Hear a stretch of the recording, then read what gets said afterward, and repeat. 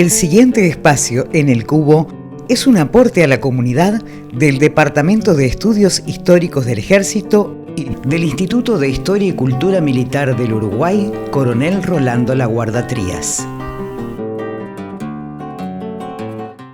En el capítulo de hoy, con el Instituto de Historia y Cultura Militar del Uruguay, Coronel Rolando Laguarda Trías, vamos a ver otro aspecto interesante de nuestra historia militar: los campamentos del Ejército Oriental.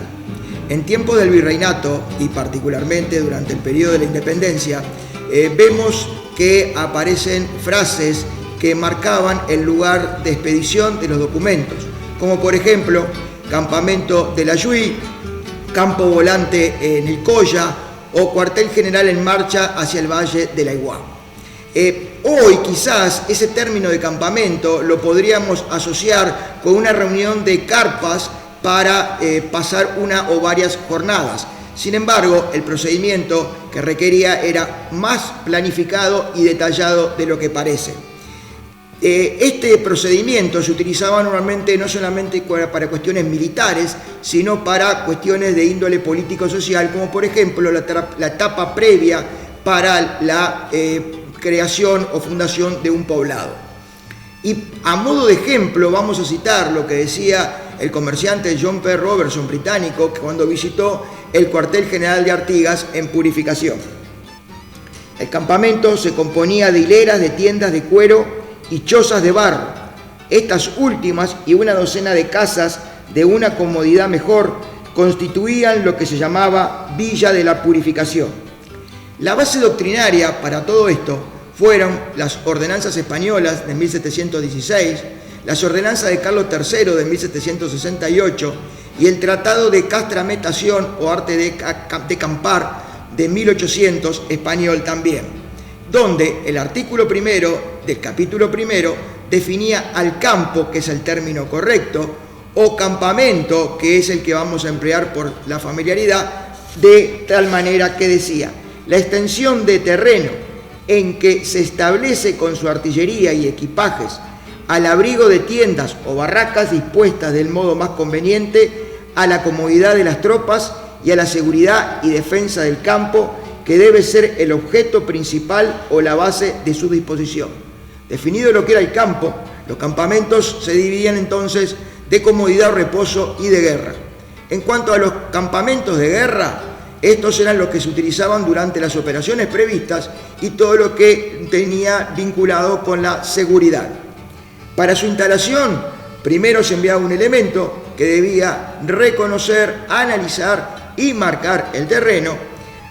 En el caso de la banda oriental se empleaba albaquiana. A su vez, también se debía determinar la ubicación y exactamente las posibles direcciones donde podría venir el enemigo a los efectos de elegir la mejor ubicación. Seguidamente se analizaban los obstáculos existentes y cómo emplearlos a favor a los efectos de incluso prever los lugares por donde había que replegarse en caso de un ataque.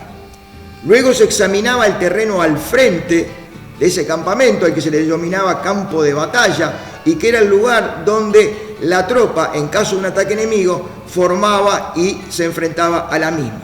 También se analizaba el terreno más allá del campo de batalla, orientado hacia el enemigo, con el doble propósito, ¿verdad?, de identificar las ventajas o dificultades que éste podía encontrar en el terreno, así como también prever las medidas de seguridad.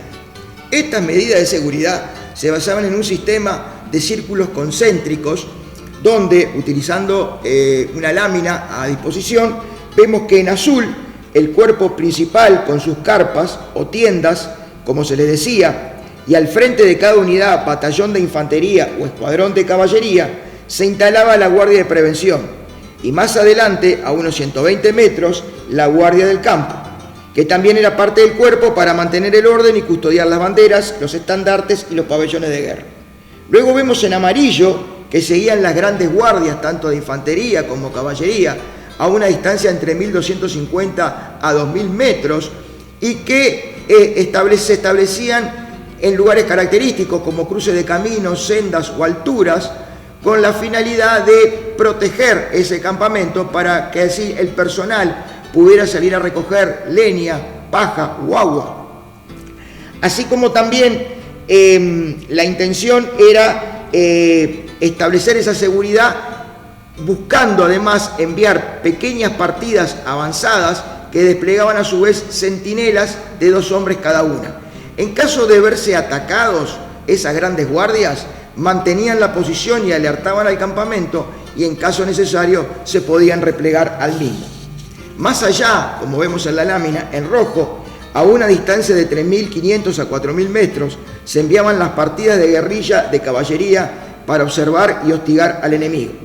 Finalmente, como complemento y acorde a la dimensión de la fuerza, se podía enviar un cuerpo de tropas combinadas que se llamaba vanguardia de ejército y que tenía la misión de alertar y observar a los movimientos del enemigo. Estas vanguardias u otras fuerzas pequeñas, con ese tamaño pequeño, eran los que conformaban los campos volantes o los campamentos volantes. A su vez, habían misiones designadas a ellos. En el caso de la ofensiva, era hostigar al enemigo, amenazando sus comunicaciones y sus flancos, apoderarse de sus convoys o de algún puesto importante, hacer incursiones, etc. Mientras que en el caso de la defensiva, era impedir que el enemigo hiciera lo que ellos hacían en la ofensiva. A su vez también, la misión que tenían en el caso de defensa era socorrer una plaza o liberar una provincia. De esta forma, en el ejército oriental vamos a ver documentos donde figura, por ejemplo, la división de observación de Otorgués o la división de vanguardia de Rivera. Para tener idea de las dimensiones y disposición de los campamentos, vamos a utilizar nuevamente una lámina del reglamento de 1800 para guiarnos. Y vemos en azul, en diferentes tonos, el cuerpo principal con las unidades de infantería al centro y las de caballería en los extremos. Detrás y en posición central, en marrón, el cuartel general, y en verde, el parque, o también llamado tren de víveres y bagajes. Luego, en celeste, el parque de artillería, y en púrpura, el hospital de sangre. En el caso del ejército oriental, estos componentes, si bien cierto, eran muy austeros, siempre estaban presentes. En el caso de un batallón de infantería de aproximadamente 800 efectivos y 5 compañías, ocurría una dimensión de 80 metros de frente por 130 de fondo. Se ocupaban carpas para 7 u 8 hombres, y las compañías, cada una las alineaba en 2 hileras en forma vertical, paralelas. Al frente de esas líneas, de esas filas, estaban los sargentos, y atrás se colocaban los alféreces para la caballería o subtenientes para la infantería. Más atrás, en líneas sucesivas, en coordinación con las otras compañías, se iban a colocar los tenientes, más atrás los capitanes, y como última línea se iban a colocar el jefe y el sargento mayor o segundo jefe en los extremos, el capellán y el cirujano, la capilla y el ayudante. En la lámina en amarillo, al medio, podemos ver las cocinas que eran correspondientes a cada compañía. Si el terreno era escaso, estas distancias se podían acortar, y así también las hileras de carpas, en vez de venir vertical, podían ser horizontal. En el caso de un escuadrón de caballería de 3 compañías a 210 efectivos aproximadamente, cubría un frente de 50 metros por 110 de fondo.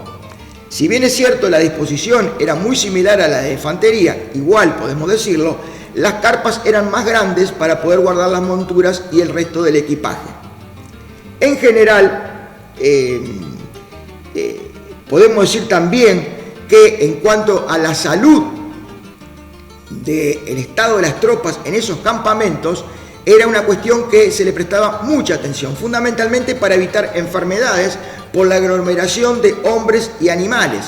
Por eso se mantenía estricta disposición sobre las distancias entre los cuerpos y las unidades, así como también directivas con respecto al empleo del agua para beber, así como para la higiene. Y finalmente, como detalle importante, la ubicación de las letrinas o los lugares comunes, como se le decía. En cuanto al ejército oriental particularmente, las carpas o tiendas eran de cuero con una estructura de madera o enramada, que eran los llamados toldos. A su vez, estas unidades orientales marchaban muchas veces con sus familias, y estas se colocaban en los campamentos a retaguardia en una fila, manteniendo la disposición general del mismo y de alguna manera con sus carretas y el equipaje ahí se ubicaban. Bueno, con esto hemos llegado al final, espero que haya sido de vuestro agrado.